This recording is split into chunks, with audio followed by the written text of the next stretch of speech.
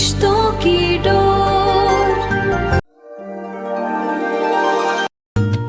दिल से दिल की राहें जुड़ने लगी, जुड़ने लगी।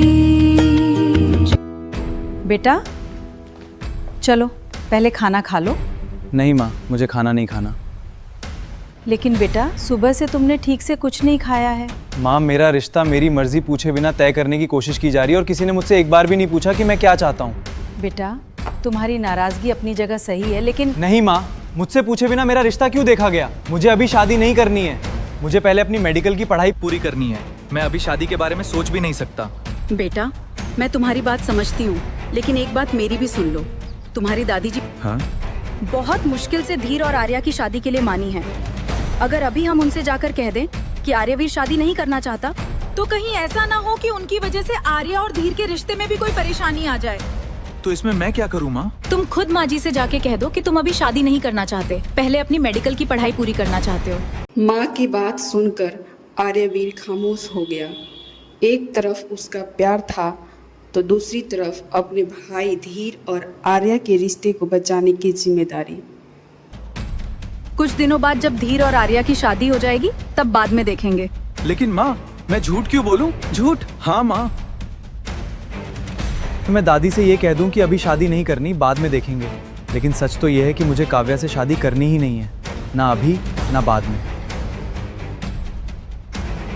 अगर एक छोटे से झूठ की वजह से धीर और आर्या की शादी बिना किसी परेशानी के हो जाती है, तो क्या तुम मेरे लिए इतना नहीं कर सकते? ठीक है माँ, मैं भैया की शादी तक दादी से यही कह दूंगा कि मैं पहले अपनी मेडिकल की पढ़ाई पूरी करना चाहता हूँ, उसके बाद ही शादी करूंगा।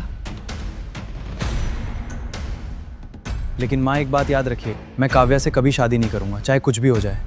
ठीक है बेटा, ये बात अभी सिर्फ हम दोनों के बीच रहेगी। धीर की शादी होने तक किसी को इसके बारे में पता नहीं चलना चाहिए। ठीक है माँ, मैं कल दादी से बात कर लूंगा। ठीक है बेटा, अब ज्यादा मत सोचो, पहले खाना खा लो और फिर सो जाओ। रिश्तों की डोर से बंधा ये जहां, प्यार से महके हर एक आशियां। अरे दादी, कल तो रक्षाबंधन है, इस बार तो मैं सबसे पहले अर्जुन को राखी बांधूंगी। बहन का फर्ज है भाई को राखी बांधना और फिर गिफ्ट लेना। देख लेना, इस बार मैं किसी को गिफ्ट नहीं दूंगा। अच्छा, तो फिर हम भी राखी नहीं बांधेंगे। अच्छा, अब मेरी भी सुनो कि आर्या दीदी और काव्या के लिए तो दूल्हे ढूंढ ही लिए गए हैं। अब तुम्हारे लिए भी तुम्हारी पसंद का कोई अच्छा सा दूल्हा ढूंढ दूं अर्जुन भैया। और उसे तुम्हारा रक्षाबंधन का गिफ्ट बना दूं। हाँ भैया, अब तो जिज्ञासा दीदी की बारी आ गई है। दूल्हा ढूंढने से पहले जिज्ञासा दीदी की पसंद तो पूछ लीजिए।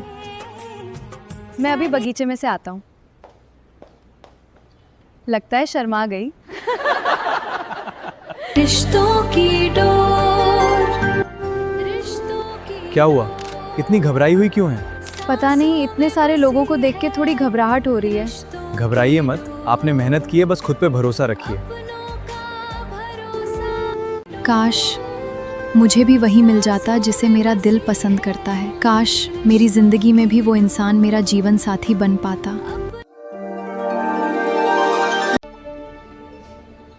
रिश्तों की डोर दादी, मुझे आपसे कुछ जरूरी बात करनी है। जुड़ते हाँ बोलो, क्या बात है?